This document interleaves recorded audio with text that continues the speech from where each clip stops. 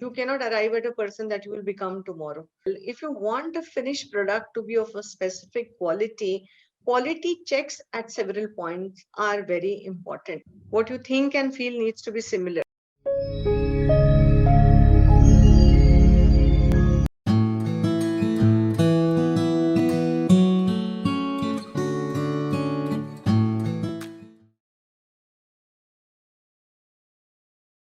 Hello and a very warm welcome to Great Principles. I am Seema Choria. Perfection has to do with the end product, but excellence has to do with process. We all have our dreams and aspirations, and we leave no stone unturned to make it where we belong at the peak of success. Sometimes our journey, we make sacrifices and compromises. That's life. What we never give up on is the goal. We have to achieve it, and that grit and fortitude is the winning streak. It's the process that determines whether we triumph or lose. And to talk about her process and triumph as an educator is none other than our guest of the day, Ms. Priya Rajwade, Principal, Poddar International School, Powai, Mumbai. Welcome to Great Principles, ma'am. Thank you, Seema. Thank you.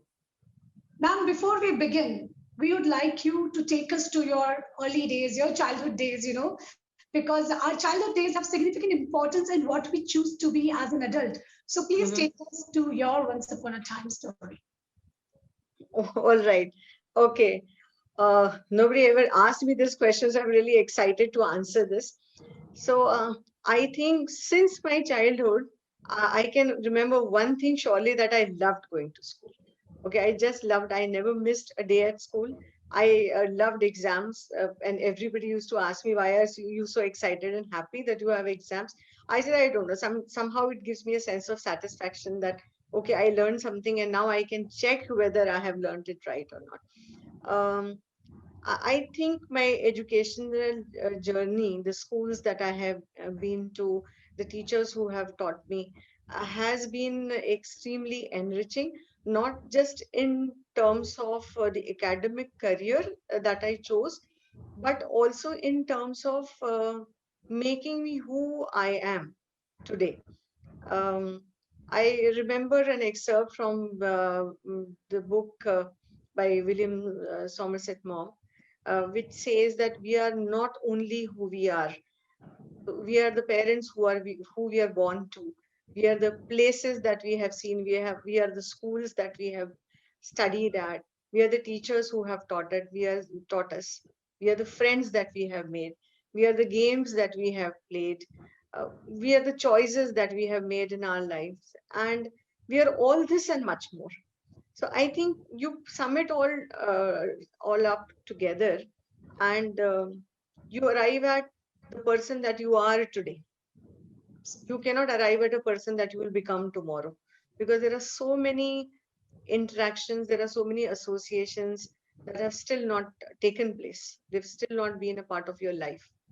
So every day is a new journey, and I think my educational journey has been very fulfilling, very enjoyable, and as a child also I have been equally devoted to academics as well as co-curricular activities, and I truly believe that that has helped me to make whatever choices I made in life, and to make my peace with choices which I eventually felt that I should not have made.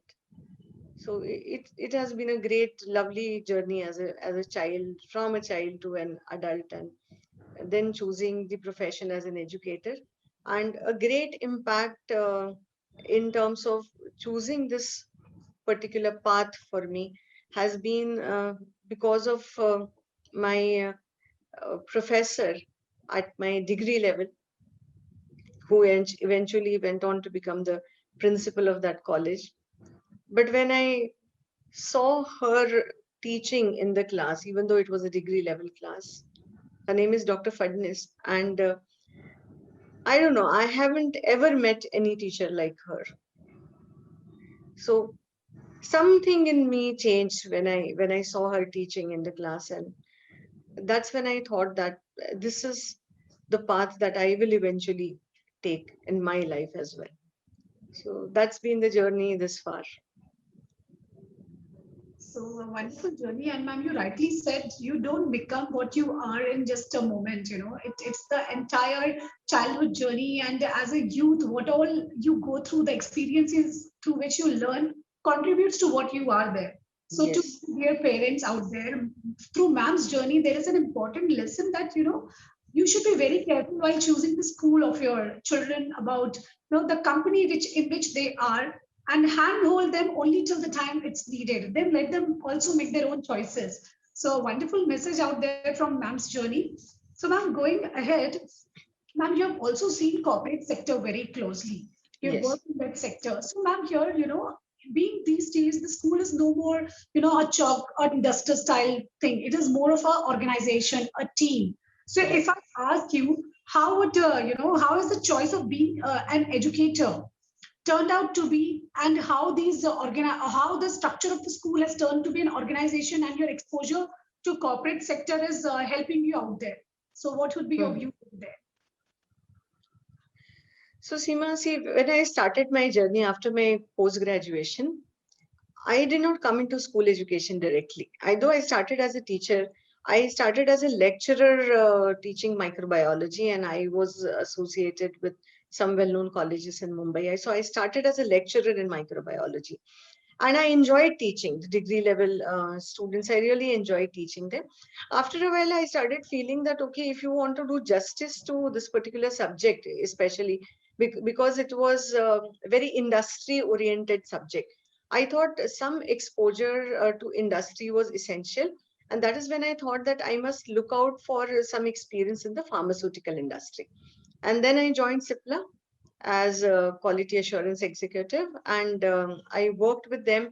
And um, after that, I came into it back into education sector after 5 years, and then I chose to be uh, chose to continue with school education rather than going back to college education, due to a specific reason. Also, I'll come to that. But what I always am thankful for, and I always look back at, is my journey with the corporate sector, with the industry, I should say, instead of corporate. So when I was at CIPLA, what I found that the the entire process by which we worked was extremely well defined. Okay, so it was like, you know what is your purpose, you know how the process will be driven. There are standard operating procedures. So it's about the system, it's not about the person who is conducting that particular task. But then you must have the right kind of people, they must be inducted in the right manner, proper orientation is necessary. And when you implement the process, that testing, intermittent testing, which is required, that was very essential. So, irrespective of the raw material, if you want a finished product to be of a specific quality, quality checks at several points are very important. So, certain things about quality parameters, those uh, those got ingrained in me at a very young age because I worked in that particular sector. Simple things, in case of documentation. So when we would make a document, if we were writing a document and if we had made an error, there was a standard procedure that you have to cancel with a single strike and you sign there. That habit stayed with me till date. So if I'm writing a regular note also, I tend to, if I cancel, I tend to sign over there because I'm taking ownership of the mistake that I made and I am accountable for whatever happens because of that. So even if I'm canceling it, I'm taking ownership of that. Now coming to, how it has helped me with the education sector. So I feel education, the way education was delivered earlier has changed significantly over the past 10 years and very rapidly over the last 2 years. I mean, thanks to the pandemic, whichever way you want to take it, but it has changed significantly. And it is very essential that the education sector, which was always thought to be, a very people closeness, people centric kind of sector, and because dealing only with children, so the norms were very emotion based. Okay, it was not data driven, it was not data based. But slowly, because there's a corporate approach to education today, I think education sector is moving in the corporate direction in terms of defining their purpose very clearly, in terms of defining their processes very clearly, actually bringing in standard operating processes and systems for everything, being very careful in the choice of people that they assign these tasks and which or who they bank on for conducting these processes, and then the quality checks, which were, again, I'm saying that initially they were sort of emotions driven, that it was all look and feel and what I think and feel about it, but it wasn't data driven, where you actually see measure performance from time to time, and see whether whatever measures we are taking for improvement of performance, whether those are working or not. And they cannot be left to your subjective decision or feeling and thought. It should be data driven approach. So I think that data driven approach in terms of quality management has made the education sector stand at par with any other corporate sector in today's day, in terms of, um, one thing is that it's still very people centric, it is still very child and parent focused, and it's more so as compared to earlier, because attention to detail, attention to every child has become the heart of education segment today. But at the same time, systems approach in education has brought it at par with any other corporate sector. And why not? It is one of the largest sector in the country, with you have 1.5 million schools, you have 700 universities across, and there is so much more that we can do in education. So that corporate approach was essential, and it is seen today. Yes. Thank you Absolutely, so much. structuring the schooling process is very much essential. And ma'am ने बहुत यहाँ पे एक बहुत important बात ये भी कही है कि schools जो sector है, they are very much people's people. It's Yes. often related about people because ultimately हम बहुत सारी lives touch कर रहे हैं. We are Yes. the one who are responsible for shaping so many children. So yes, there has to be a need of proper system, and that is what is being followed also in the school. And ये ma'am के जो exposure था, पहले का experience था, उसने ma'am को बहुत हेल्प करी है कि कैसे हर चीज क्वांटिफाइबल होना चाहिए डेटा के मैटर में. So, ma'am, understanding, how the system of schooling should be, this takes me to the question of you being associated with Poddar Group. And Poddar Group is also, very much particular about the quality and the processes they are in. So it seems that you both are aligned for the good cause. So what would you count as advantage of working with such educational giants like Poddar? So Seema, I think whenever you associate with someone, uh, it's your philosophies have to match. What you think and feel needs to be similar. So it's like, becoming a part of a family. If you're joining them, then what you think, what they think, what are your values, what is your value system, what is their value system, unless and until the two match, I don't think that you can have a long association. So with Podars, I've always had that association or that strong bonding. So I joined them in 2014. And after a couple of years, my husband took up an assignment in Nasik, and I moved to Nasik for 2 years. But I always knew in my heart that whenever I come back to Mumbai, I will be coming back to Podar, because that is the only place to be for me, for good. Uh, Reason being, that the progressive thinking about education, a progressive thought about education, openness to new ideas, openness to experimentation in education, openness to research in education. This is something which I admire about Podar. They're very open minded about the thoughts and values that even the educational leaders bring, which parents bring, which students also bring. So they're very open to this. And this is something which I admire about them the most. And they will leave no stone unturned, if an idea catches on with them and they feel that yes, this is how things should be. So they're very proactive in nature as far as progress of education is concerned. And I think they have made their mark in the education sector because they've established themselves as a brand. And what I know of brands and what I learned about what a brand stands for, I think a brand is always a continuous delivery of trust. That is what they have been able to establish. So that is the reason I am with them and I continue to be with them. Beautiful thought here that you work with someone and you always feel to be associated with them only when your thoughts align. And yes, Poddar has built a brand today. They have 137 branches all over the country and many more to come. Now they have, diversified with coming up into CBSE schools, ICSE school, international Yes. curriculum school. Yes, so a wonderful group. And yes, every person I have met from Poddar has such beautiful things to share about the group. So that is Right. the beauty of this wonderful group. So going ahead, ma'am, there are four pillars of education which are laid by UNESCO. That is learning to know, learning to do, learning to live together, or learning to live with others. And on these lines, and learning to be. So on Mm. these lines, how does Poddar implement these four pillars into education? So uh, everything, all the educational processes at Podar are aligned to these four pillars of education. But I think it starts with the vision, mission statement, and philosophy and values of Podar. So the vision statement of Podar says that the group wants to be the best and to be recognized as raising the traditional standards of educational possibilities.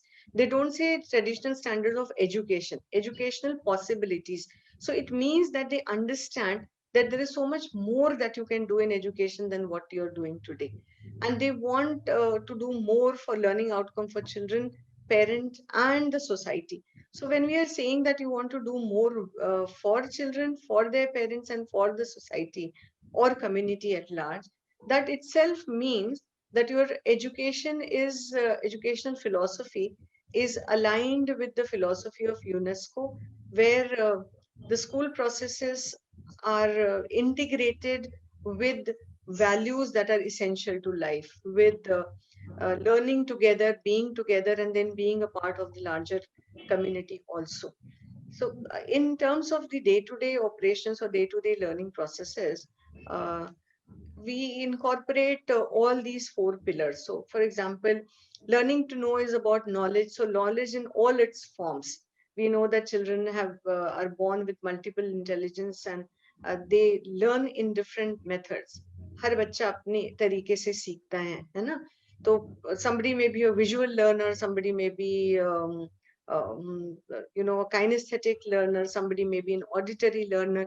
So the learning programs that are there at Podar, they are all aligned to cater to the educational needs of children who have who all the children with multiple intelligences. So nowhere you will find, one particular standardized, not standardized, I would say, but a rote kind of thing where the same thing is being repeated again and again. There is no variety. They also understand this, that today's children are very techno savvy and they're very interested in how technology can help them to educate themselves.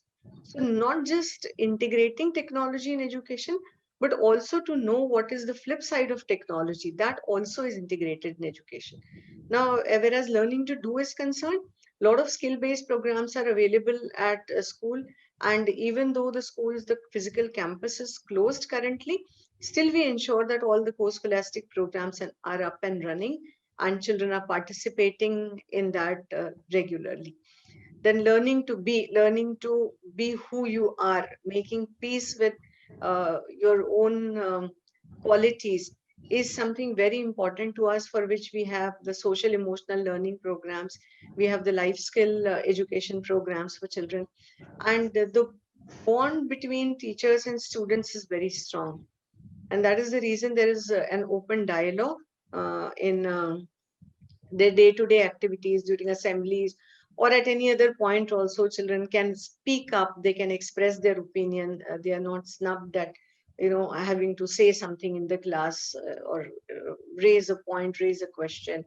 And learning to live, we are an inclusive school, we are very proud of that, that we have an inclusive culture, and we understand that different people are born with different abilities, different intellectual abilities, different social abilities, and we embrace all those.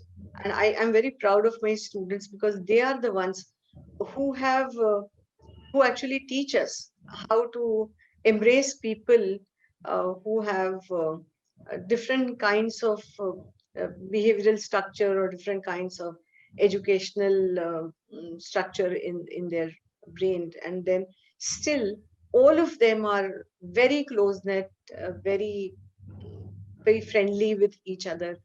A lot of respect is seen amongst students also for each other. So I think learning to be together and learning to live together is something which comes through activities of the school, and essentially through an open dialogue between the teachers and students.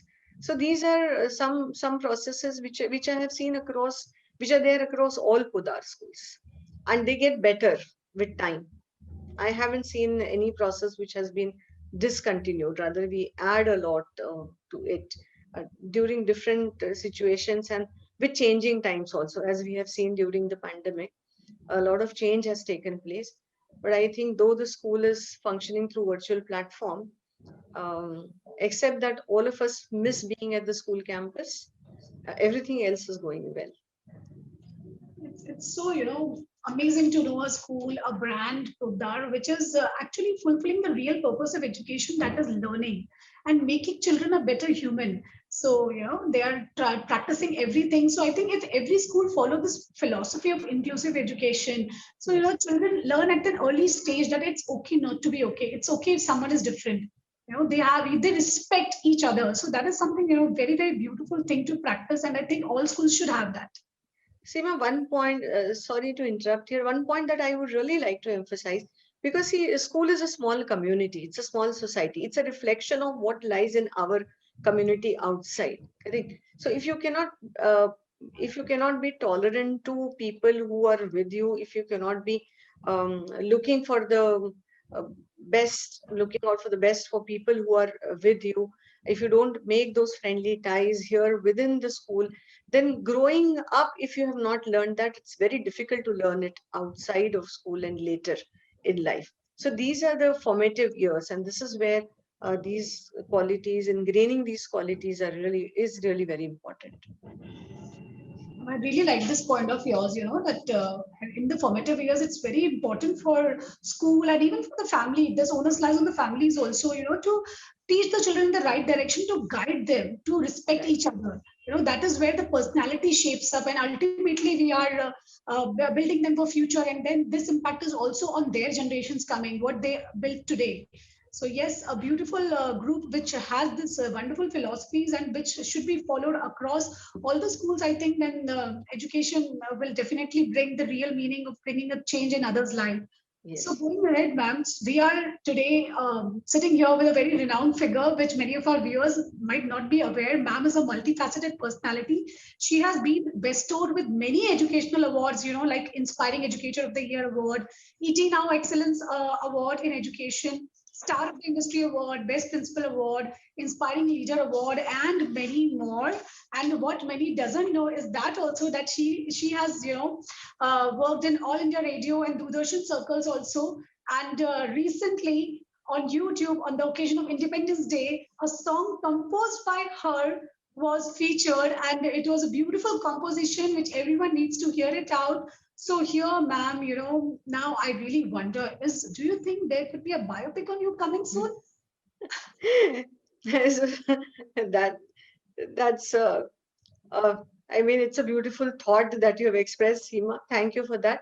So I just want to make a small correction here that the song is penned down by me and it is composed by my husband Vinay Rajwade ji. And as far as a biopic is concerned, see, I feel that every individual, every human being's life is worth a biopic. It's a story, right? All of us have our own stories. As a family, there may be a story, but as an individual, there is definitely a story to everyone. And I don't know whether a biopic would be made on me or not, but if it is, then I would certainly want to be an actor in that. Okay, because that's also my passion. And like in my family, and especially my husband always says that if you were not a teacher, you would have been an actress. But I think every teacher has to be a good actor. Otherwise, you really cannot expect children to be um, glued to what you are teaching. You really need to have that kind of expression and voice modulation and changes to showcase. Okay. But I mean, this apart, I would say that educational journey of all educators is worth a biopic.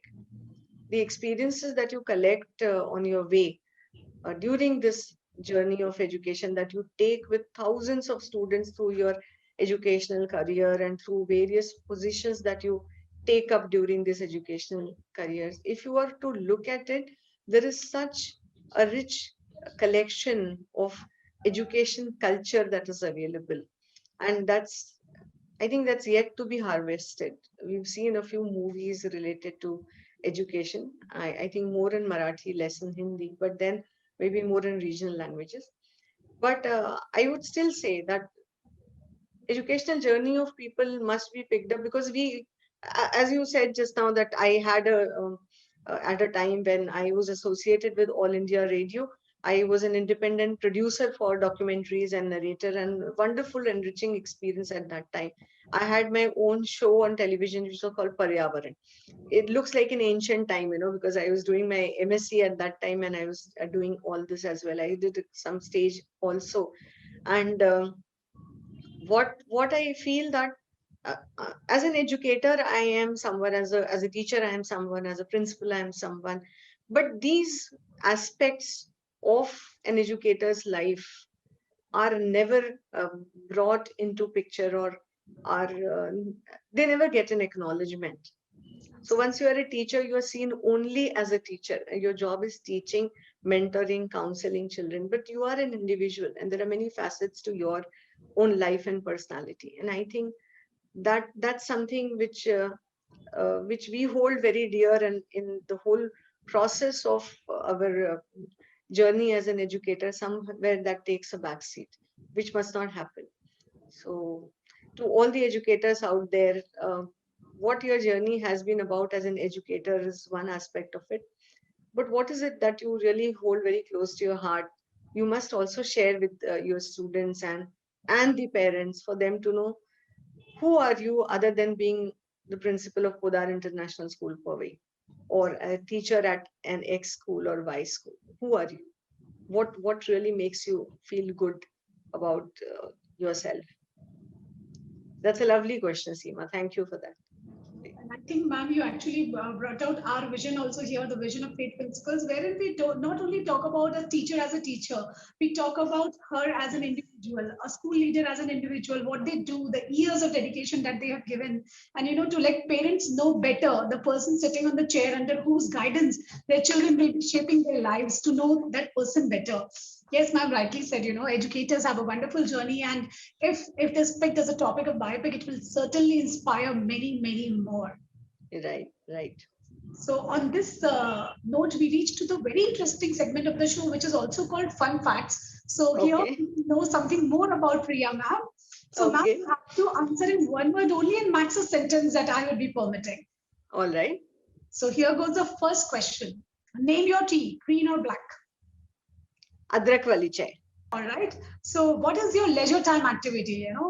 There are so many things that you have. So how would you define that now? It would still be cooking, trying out new dishes. All right. Yeah. Who is your go-to person in the family or friend circle? My husband, always. What pleases you the most? A job well done. Tell us your favorite movie. Jab we met. Jab we met. Wow. So some fun facts we got from ma'am here, and we just try to make this conversation a little lighter. So thank you so much, ma'am, for your answers here. It was really wonderful to know you on this front. Going ahead, ma'am, talking about the person you look up to go as you defined, as your husband. And so, ma'am, now who is your inspiration? We got to know somewhere that there is an impact of Mr. Rajiv Kirk, principal of DAV school. He has a great influence on you. So is there any other person apart from him also, with the which educationist you share your vision and philosophies? So I think all the great people that I have worked with, maybe as my mentors or as my bosses, I should say, they have been a part of making my educational philosophy. Or as I said right at the start, that unless and until your philosophy and the person or the group that you're working with, their philosophy matches, There is no way that you can go forward. So when I came into the education sector, people I have worked with, out of those, there are a few people who have really contributed and enriched me as an educator and then going forward as an academic administrator. So I worked with the Arya Gurukul school in Kalyan, Mumbai, and Mrs. Neelam Malik, who was the principal director of that school. I think she was the first person who influenced me as a leader, because I saw her compassion for children and passion for education. That was a Chinmaya Vision Program school, which shaped my spiritual side as an educator, I think. So I'm very thankful to her for the kind of qualities that I picked up from her, being assertive, being firm on certain things, and always thinking about the cultural values. That was something which I took from her. Rajiv Garg sir has had a lot of influence as a mentor, because I see him as not just as a great mathematics educator, but as a great principal who actually brought me into the administration level. You know, he was a very important person when to bring me into the educational sector as in the role of a principal. Going forward, I would name two people over here very significantly. When I was at Nasik, I worked with the Ashoka group, and the chairperson of Ashoka, Mr. Ashok Kataria, he is a self-made man. You know, he came from very humble beginnings, and when I see his vision for the school and how much he's achieved over the years and what he's doing for students, not just in a city like Nasik, but I never thought when I went to Nasik that in a smaller city you would have an educational institute that has so much educational excellence. There, that was the place where I first time came across a data driven approach. They're an Abbott accredited institute, and that was the first time when I came across data driven approach, and I thought that yes, this is essential. So I think that kind of structure to my thought, from I've been a very emotions driven person, I still am to quite an extent, you know, because I think that um, feel is comes to me very quickly rather than think. It comes before think. So there I learned that why data driven approach is very essential. Even if you feel a certain thing, unless you can prove it with data, it really does not take you very far. Okay, you may feel good about it or bad about it, but it doesn't take you anywhere. There's no end to that road. So that's what I learned. And coming to the Podar group, I have a very high regard for Chairperson Dr. Pavan Podar, but I must say that I have a very I see a very close mentor in Mr. Gaurav Podar, who is my immediate boss. And what I see about him, what I admire about him is the openness to ideas. And many a times I have put across my thoughts and my ideas, or I need something for the school, for personal development, for personal growth. And he has always been very positive about it. He will not stop you from learning. He would not say, ma'am, if you're going to take up this course, how are you going to manage your routine work then? He's very happy that you're taking this up. And I'm very grateful to him for giving me an opportunity to do a course at IIM Ahmedabad. Recently, I took up a course from XLRI, Jamshedpur, which is called Transformational Leadership. And trust me, it changed my life as a person.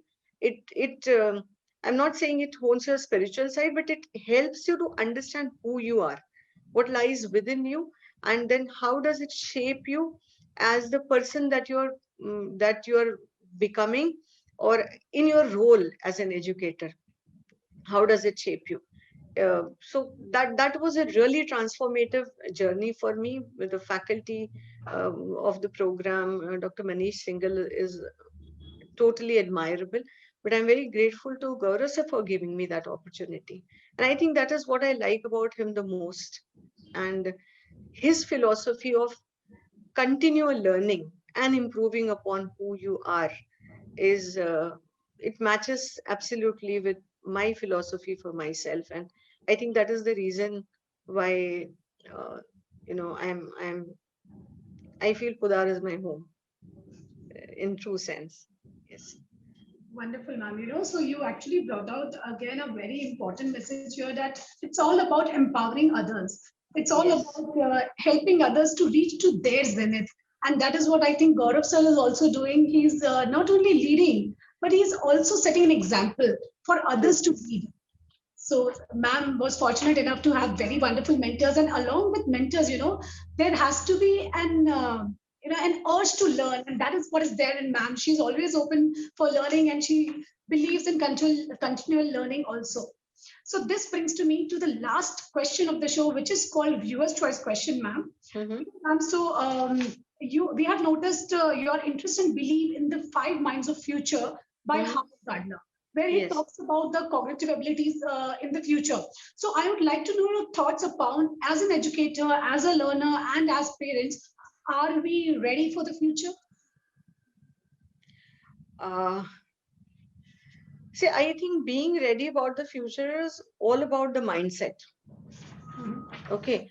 Being ready for the future means developing the capabilities of living in what we today's very popular term is the VUCA world. Okay.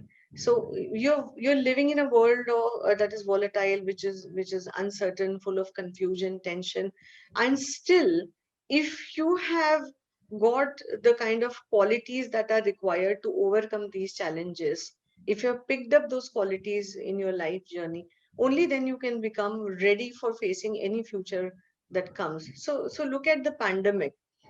I feel that we must have all thought, in January 2020, that we are all doing very well and we are ready for the future. Even the education industry, we're all doing very well. There's so many new methodologies coming up, so many trainings taking place, and teachers are doing far better than they were doing 10 years back, so on and so forth. And yet, when the pandemic struck, it was a future unknown to us. Nobody knew that we are going to be online through virtual class. We will have to deliver everything that we would like to deliver to our students to help them excel in life. So this, and we never knew also that it's going to be for such a long span.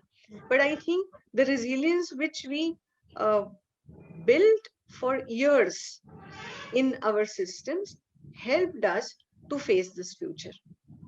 So I would say that if you have the resilience in you, if you're not scared of the challenges, if you know what the 5 minds of the future talks about, I think every educator, every parent, every student must learn about 5 minds of the future that Dr. Howard Gardner talks about. And if you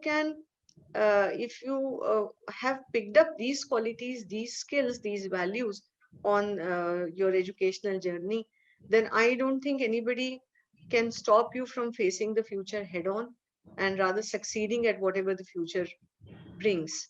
So that's really essential. So essentially, as I would once again say, it's all about the mindset. One dialogue, if you may allow me, Sure, ma'am. uh, which I remember. I'm a movie buff. I watch a lot of movies. Watch a lot of English movies. Just yesterday, I watched the movie The Courier, which is about a British spy, and it was a wonderful movie about human values as well.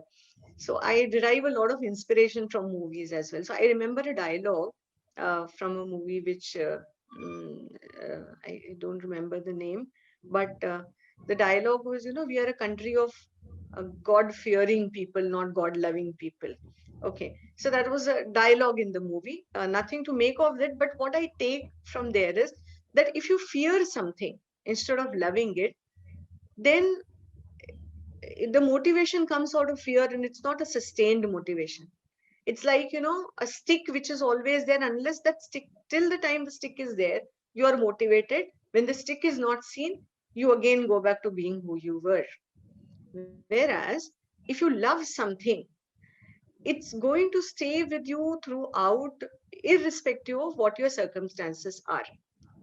So we must become a country of future loving people than future fearing people. We always think that, are we ready for the future? It should not come out of fear. It must come out of the love for the future, that I'm so excited that future is coming, and I want to be a part of it. And let me do my best, become the best version of myself when the future arrives. That's where we would like to see ourselves, our children, in time to come. That's where we are heading at. Absolutely, ma'am. And I think these 2 years of pandemic have taught us that future is uncertain. You never know Yes, what life is going to throw in front of you, but it's all about your positive mindset, your mindset of loving, a loving character is that is what is essential. And you rightly said that it's, the way you look at it. If you fear it, you're never going to gain anything from it. So rather love it and be a more person that you need to be for a country. So thank you so much, ma'am, for your time. It was really wonderful interacting with you. There are so many things that we learn, and I'm sure my viewers are going to enjoy this session. So it was really wonderful to have you. thank you so much, Seema. Thank you for this opportunity, and I'm um, my best wishes to your program, Great Principles. And I admire and appreciate this about you, that you're yourself a very busy person and contributing a lot to the education sector.